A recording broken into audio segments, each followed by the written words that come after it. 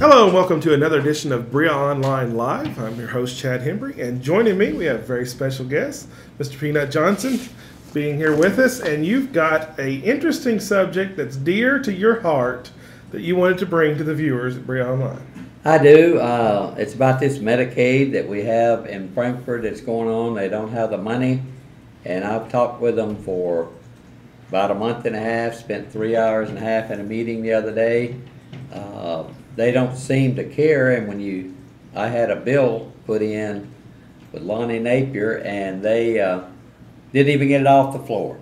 It would have helped balance the budget with Medicaid and help find the frauds, and I showed them frauds every day, but the elected officials seem to think that if we do too much, we won't get their votes.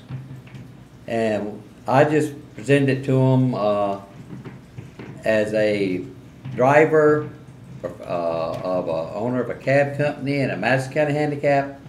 We have transported about 140 a day, and I've been doing it for 15 years. I see fraud in it all the time. I can take people to get their food stamps. They want to sell them to me for 50 cents on the dollar, or can you find someone that wants to buy them? I can take them to the doctor. They get medicine. They come out. Would you like to buy my pills? You know anybody that would? Because I don't need all of them. And I've talked to them. They said, well, that's going to happen. If they went drug testing and they said, well, it costs too much. No, 90% of these people go to the doctor every week, every day. Some of them go every day. I transport them every day. It only costs $10 for have it tested. They can take blood, the same doctor. If they are on some kind of drugs, they either got it cleaned up or lose their benefits. I know it'd be hard on the kids, but they put kids in a foster home if the parents don't think any more than taking drugs in front of them and spending their money, and that's where a lot of it goes. And we were talking with Mr. Wise, which is the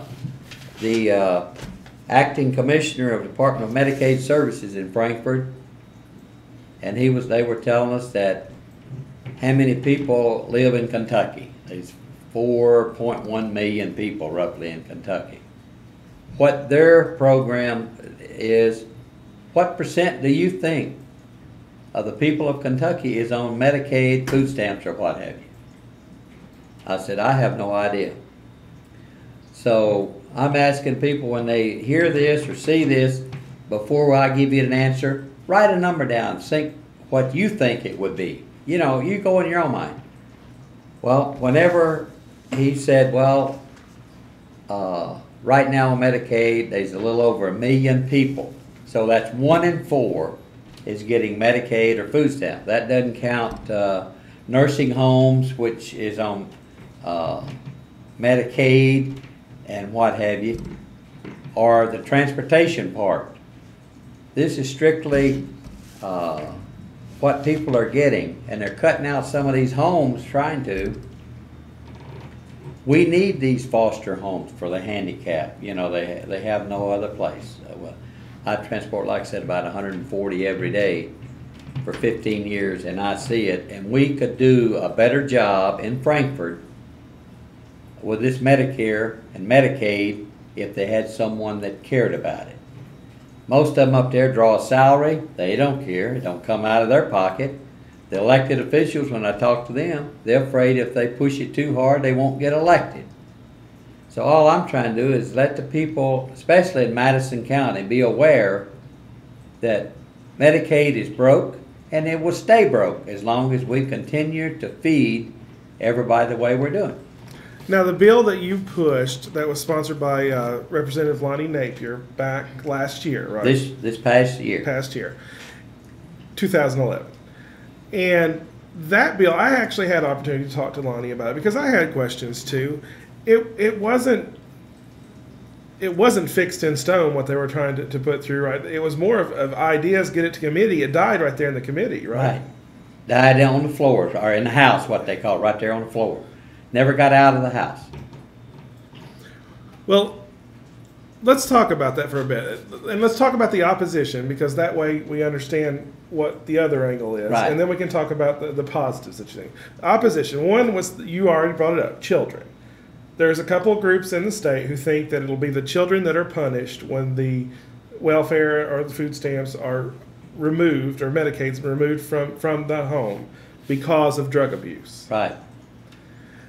You answered what you think about that. And Lonnie's answer to me one time was that if children are raised in homes that perpetuate that situation, then the children have a likely tendency to go that way themselves when they're older.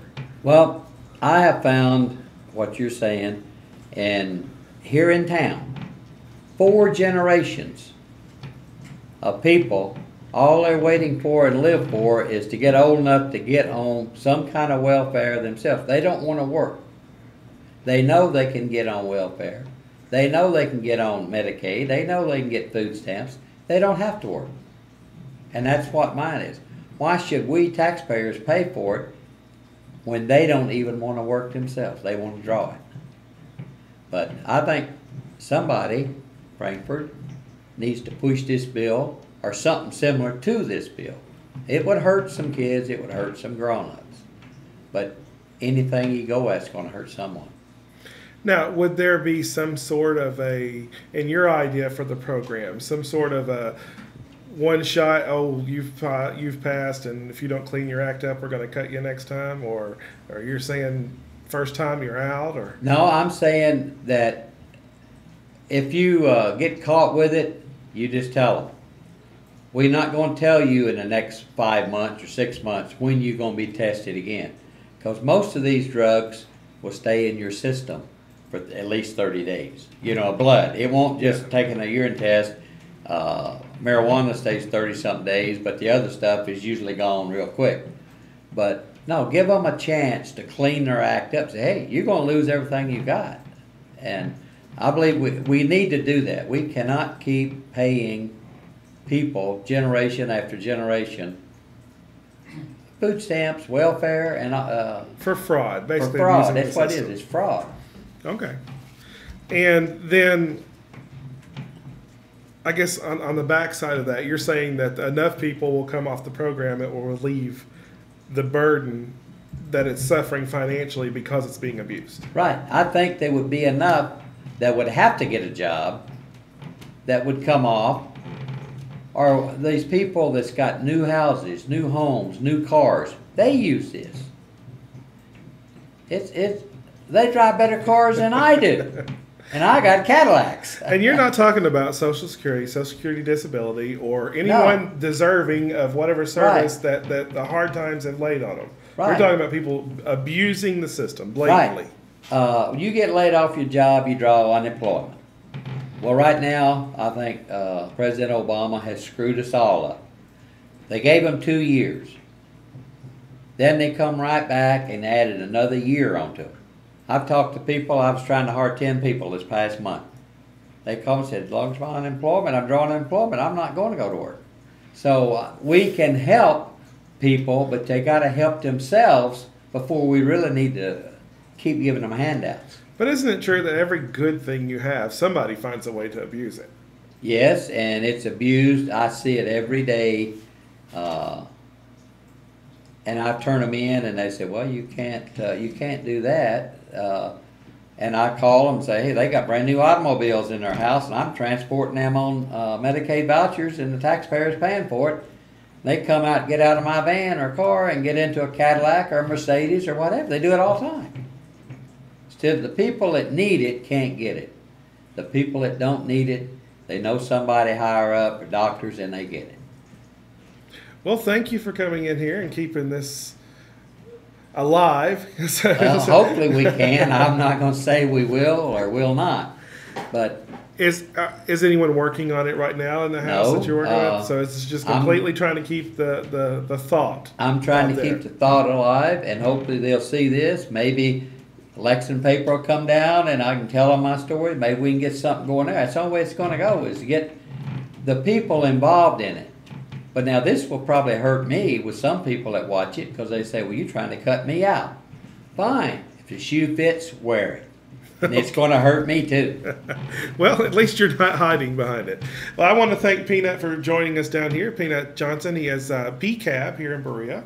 and also Madison County Handicap. Handicap. You go ahead and give your contact information there if you'd like. If you have want to ask me any questions on this, you can call me at 582-8157. It's my private cell phone, and I enjoy talking about it because after 14 years in this, I see that people in Frankfort, all they're interested in is drawing a paycheck instead of helping the working class people that's paying for all this. And Chad, I want to thank you and your group for having me on, and I really appreciate it. Maybe we can get something, maybe we can't, but we'll keep digging and trying. All right. Thank you. Thank you. Come back again for another edition of BereaOnline Live.